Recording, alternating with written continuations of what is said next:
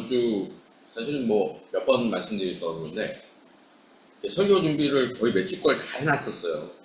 이게 주제별로 그 준비를 하는 거니까 몇 주 거를 준비를 해놓고 이렇게 뭐 그냥 조금씩 말을 정리하는 수준으로 이렇게 한 주 한 주를 보내는데 이번 주 같이 갑자기 무슨 일이 빡 터지면 뭐 우리한테 우리가 직접적으로 우리 각자에게 직접적으로 와닿는 뭐 경험할 일은 아니지만 그래도 우리가 연대하는 분들의 일들이 터지면 설교를 준비해 놓고도 이거 오늘 설교를 해야 되나 그런 생각이 막 많이 들어요. 네, 거기에 필요한 그래도 우리가 겪고 있는 일들에 대해서 뭔가 성서적인 해답을 좀 찾고 해야 될 것 같다 이런 생각을 좀 하는데 참 그럴 때마다 이거 내가 주제별로 이렇게 쭉 정리하는 것들을 계속 해야 될까? 이런 생각이 많이 들었어요. 사실 이번 주. 그래도 마음을 먹었으니까 해야 되지 않을까라는 생각으로 여러분들과 함께 말씀을 나눕니다. 오늘 제목이 하늘빛 펴기 제목이 일상에서 만나는 거룩이 교회가 되다 이런 된다라는 제목입니다.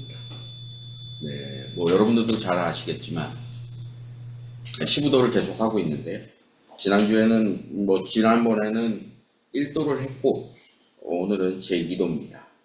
제2도는 저번에 계속 말씀드리지만 보명선사와 과감선사가 각각 제목이 다릅니다. 보명선사는 견적이라고 했고요. 과감선사는 득적이라고 했습니다. 보명선사의 개성을 보겠습니다. 그 안내지 순서지 제일 뒤에 보면 있습니다. 여러분들 함께 보시면 좋겠습니다. 보명선사가 이렇게 노래했습니다. 물가에서 많은 발자국을 발견하니 갈대가 무성한 숲 속에서도 선명하게 보이네. 깊은 그 산골짜기 아무리 멀리 있어도 곳곳에 와닿는 저 향기를 어찌 숨길 수 있으랴.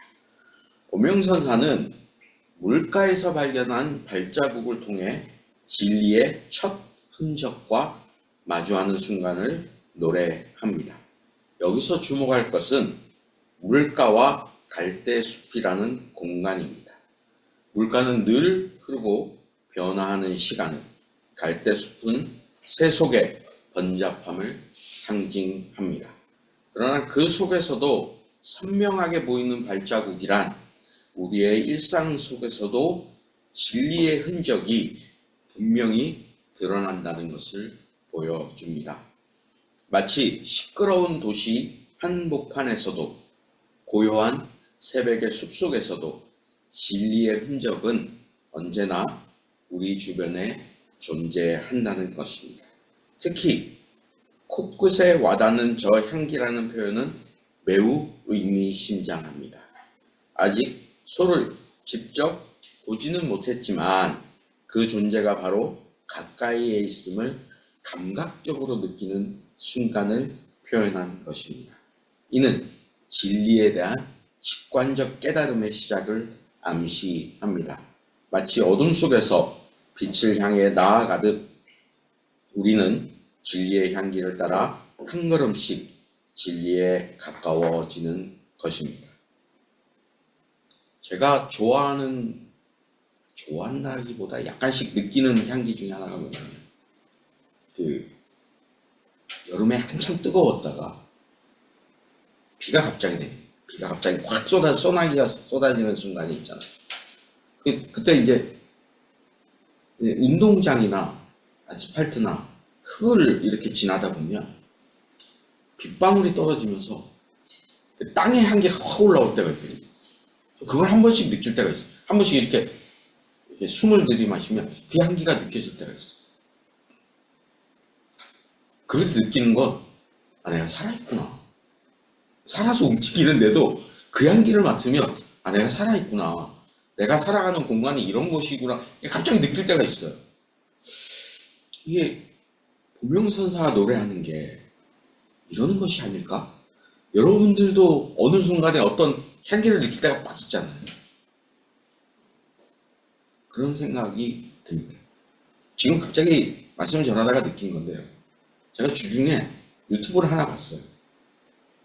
이재명 대표가 나와서 막 이렇게 주연주를 하는 건데, 길게 듣는 걸 별로 안 좋아해가지고 듣는데 언어가 되게 거친 거예요. 언어가 거친 게 아니라 단어가 하나하나 되게 거친 거예요. 그래서 제가 그 사람 별로 그렇게 뭐 이렇게 많이 생각하는 사람도 아니고 좋아하는 사람도 아닌데, 근데 그 단어들을 들으면서 제가 생각이 나는 거예요. 제가 가끔씩 하는 말이지만, 자주 드리는 말씀인데, 제가 이제 태어나고 자란 곳은 부산에서 가장 가난한 동네 중에서도 산동네였습니다. 뭐 우리 자랄 때 다 그랬죠. 뭐 거친 언어 쓰고 막 그러고 그렇게 자랐는데, 제가 뭐 공부를 그래도 좀 했다고 하는데 그런 단어들이 정제가 안 돼요. 지금도 빵이라는 단어를 쓰면서 꼭 이런 단어를 써야 되나? 갑자기 그런 생각이 딱 드는 거예요. 그러니까 이거는 내가 이렇게 이 세상의 소풍을 끝내고 다른 세상으로 갈지 뭐 어떨지는 제가 알 수는 없지만, 그때까지 이런 거친 단어는 끊임없이 쓰겠다. 제가 그런 생각이 드는 거예요. 사람이 배우면 뭐하나, 책을 읽고 배우면 뭐하나, 그런 생각이 갑자기 들어요. 근데 우리가 우리 생활 속에서 나를 둘러싼, 나를 규정하고 나를 이렇게 만들어 놓은 것들이 쉽게 해소가 되지 않는다. 쉽게 사라지가 않는다. 그리고 이거는 나중에 말씀드릴 건데 지금 말씀드리면, 우리가 흔히 그런 농담이나 우스갯소리를 하잖아요. 사람 고쳐 쓰는 거 아니다. 그런 말 많이 하죠. 근데 저를 보면서 그런 생각을 되게 많이 들어요. 진짜 사람 고쳐 쓰는 거 아니다. 그렇게 노력을 해도, 그렇게 뭐 책을 읽고 뭐 공부를 한다고 해도 내가 쓰는 단어, 내가 생각하는 삶의 의식의 흐름이라고 좀 하면 너무 거창하긴 한데, 생각의 흐름들을 이렇게 가만히 생각해 보면 정말 안 바뀐다 사람. 저 스스로 보면서도 그런 생각이 너무 많이 들어요. 그래서 뭔가 일상에서 진리를 발견하고 뭔가를 보고 느끼고 하는 것들이 몸으로 체화된다는 거죠. 자기 몸으로 이렇게 내려와 앉고 그게 삶으로 이렇게 바뀌고 누군가에게 드러나고, 누군가에게 드러나는 건 중요한 문제가 아니지만 자기 스스로 봐도 내가 많이 변했구나, 내가 스스로 이렇게 한 발 한 발 가고 있구나 라는 것들을 발견하는 게 정말 어려운 일이구나. 제가 그런 생각을 너무 많이 해요. 나이가 들수록 그런 생각이 더 많이 듭니다. 이렇게 한 해 바뀌고, 여러분들 그렇지 않으세요? 이게 새해가 되면 이것도 해봐야지 저것도 해봐야지 하는데, 근데 어느 순간 제가 그걸 멈췄어요. 이거 해서 뭐하냐, 내가 그렇게 많이 바뀔까? 이런 생각이 너무 많이 드는 거예요. 그래서 새해가 돼도 12월 31일과 1월 1일이 내가 뭐가 그렇게 바뀌겠니? 그냥 내가 잘하는 건 조금 잘하려고 하고, 내가 못하는 건 제가 못했던 건 조금 잘하려고 노력하자. 요 정도지, 한 해에 뭔가 계획을 세우고 그런 일을 이제는 안 해요. 그러니까 제가 어느 순간 그거를 하고 있지만 또 어느 순간 그런 걸 하는 걸 보면서 약간 절망 같은 거 느꼈어요. 정말 사람 안 바뀌어. 그런데 오늘 제가 이 하늘뜻 표기를 준비하면서 도명선사, 이제 과감선사과 한번 읽어볼게요. 물가에서 발자국을 발견하고 내딛는 길마다 분명한 자취를 보노라. 산과 강 멀리 있는 곳까지 어찌 숨길 수 있으랴. 곳곳에 스치는 향기를. 이렇게 노래하거든요. 여러분도 아시겠지만 이 일상의 일입니다. 보명선사도 그렇고 과감선사도 그렇고 일상에서 뭔가요. 근데 일상에서 발견하는 거는 저는 큰 문제가 아니라고 생각합니다. 우리가 사람이 움직이고 활동하고 그리고 누군가를 만나는 일상의 모든 순간들마다 우리는 무언가를 계속 느껴요. 사람이랑. 뭐 사람이라고 얘기했지만 동물도 그렇습니다. 그리고 우리가 잘은 느끼지 못하지만 식물도 그래요. 일상에서 무언가를 만나는 순간 우리는 바뀌게 돼 있습니다. 느끼게 돼 있습니다. 근데 더 중요한 문제는 그렇게 만나고 느끼는 것이 나의 삶이라고 하면 좀 너무 그렇죠. 나한테 얼마나 그것이 몸으로 체화되느냐, 몸에 안착하느냐. 저는 그게 문제라고 생각합니다. 이 두 선사의 노래와 제가 이렇게 쭉 개송을 쭉 준비를 하고 해석을 하고 그 다음에 이제 성서를 찾아보거든요. 이 상당히 잘못된 일입니다. 사실은 선생님들, 저의 스승님들이 이러고 있다고 생각하시면 저한테 당장 야, 성서를 어떻게 갖다 끼워 맞추냐. 그리고 이제 되게 욕하시는 스승님이 한 분 생각나는데 되게 뭐라 하세요, 사실은. 뭐 이렇게 주제를 정해놓고 성서 갖다 끼워 맞추는 거 되게 안 좋아하시는 분인데 저한테 맨날 뭐라 하시거든요. 성서 그렇게 읽는 거 아니라고.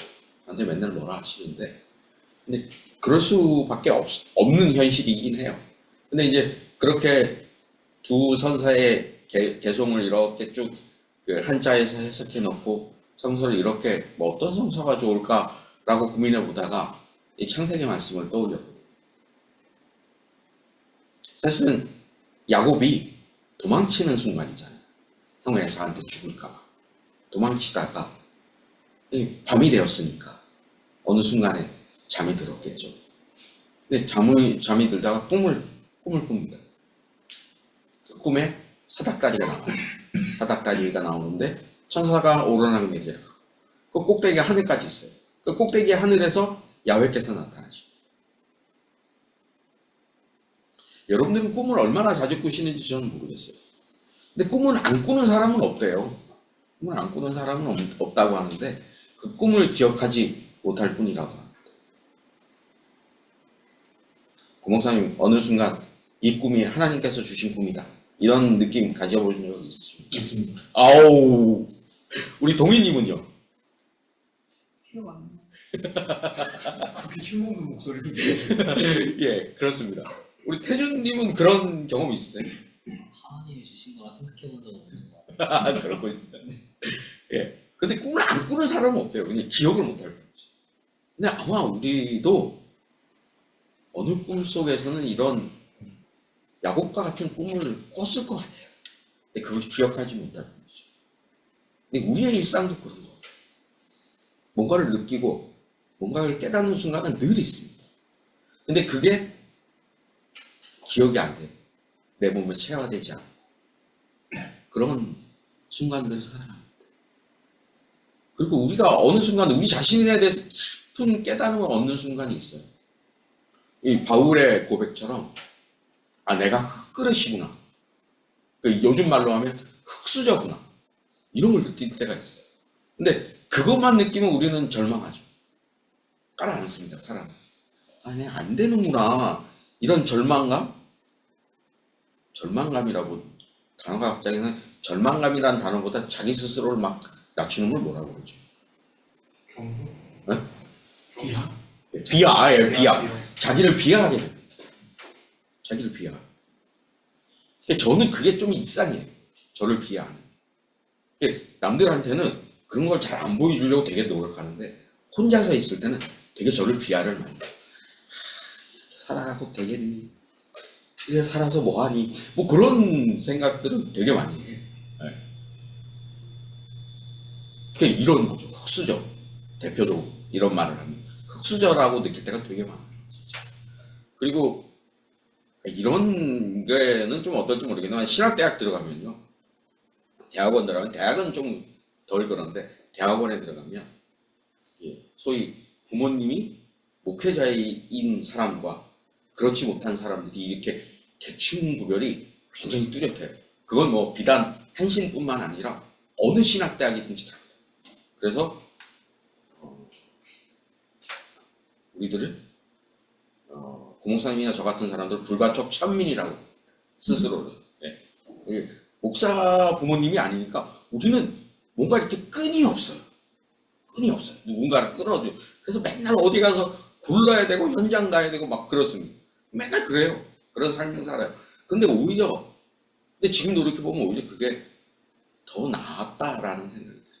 왜냐하면 그렇게 우리 사회의 현장을 잊어버리지 않고 살게 되고, 그래도 사회에 뭔가 변화를 위해서 끊임없이 움직이는 사람이 되었다라는 게, 그런 뭐 끊임없는 삶이기 때문에 이렇게 살 수밖에 없었지만, 그래도 그렇게 살아갈 수 있었던 게 오히려 흙수저이기 때문에 가능했던 게 아닌가, 이런 생각이 듭니다. 그런 거 보면 바울의 이야기가 그래요. 보배를 가졌다. 흙그릇에 보배를 가졌다. 보배, 그런 걸 보배라고 얘기하면 너무 침소붕대하는 것 같지만 사실은 저는 그런 자부심이 조금 있긴 있어요. 그리고 오늘 마지막으로 본 그 예수의 비유. 사실은 우리 삶에요,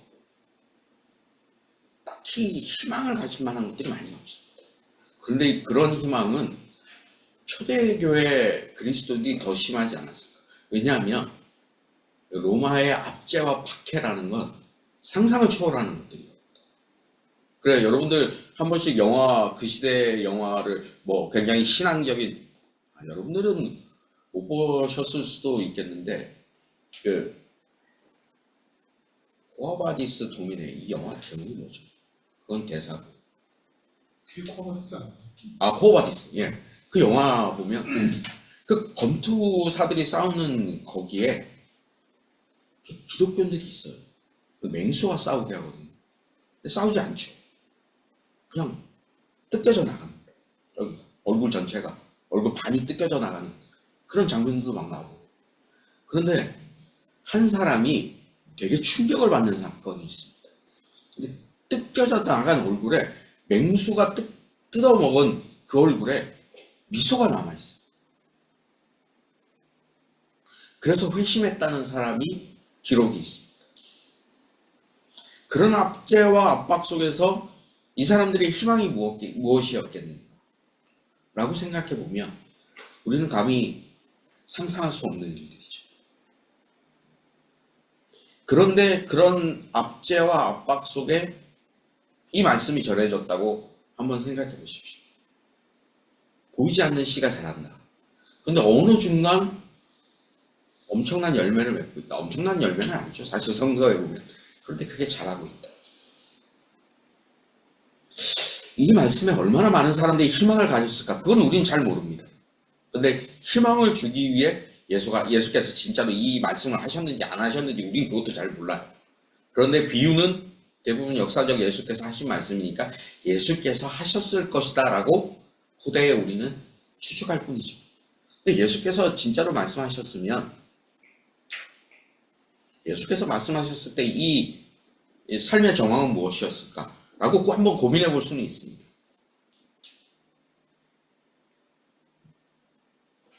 예수도 아마 그랬을 수도 있어요.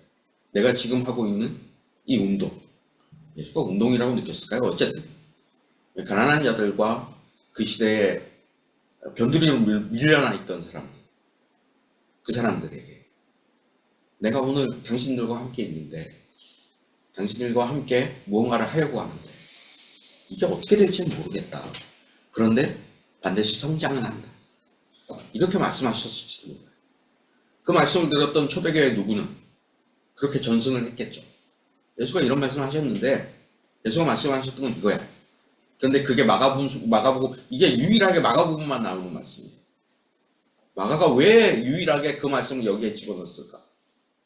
마가의 상황은 무엇이었을까?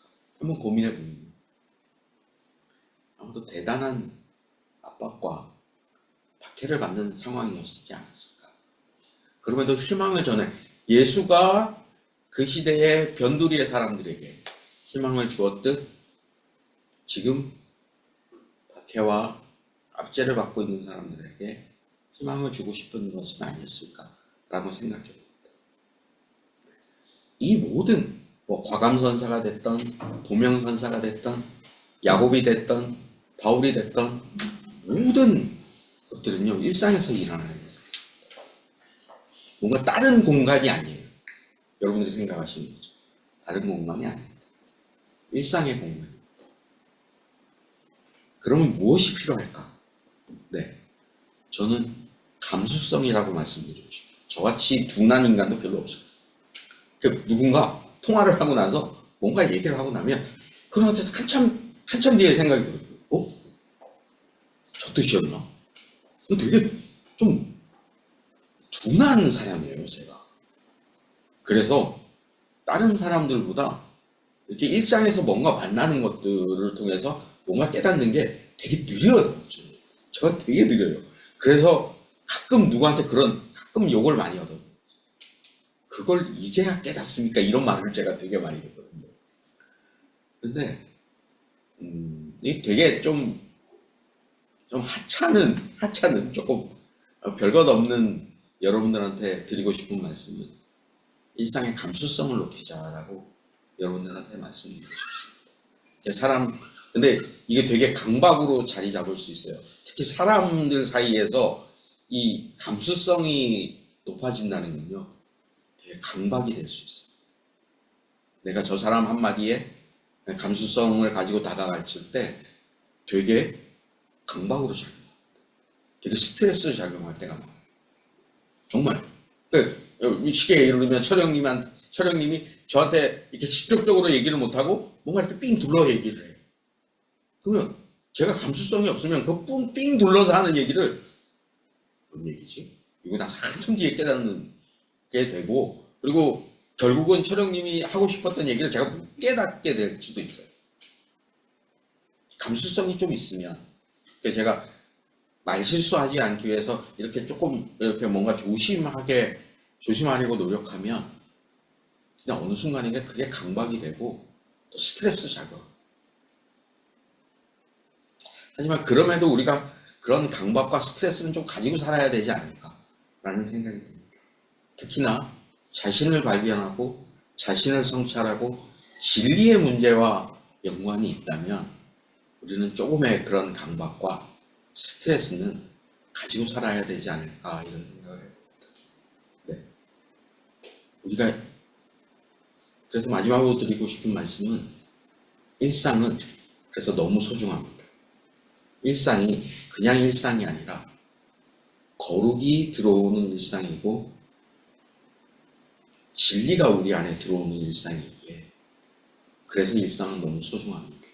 그래서 일상을 바라보시고 거기에서 민감함을 가지고 사람한테 민감하고 상황에 민감하고 진리에 민감한 우리들이 됐으면 좋겠다라는 말씀을 드리고 싶습니다. 네, 침묵으로 기도하시겠습니다.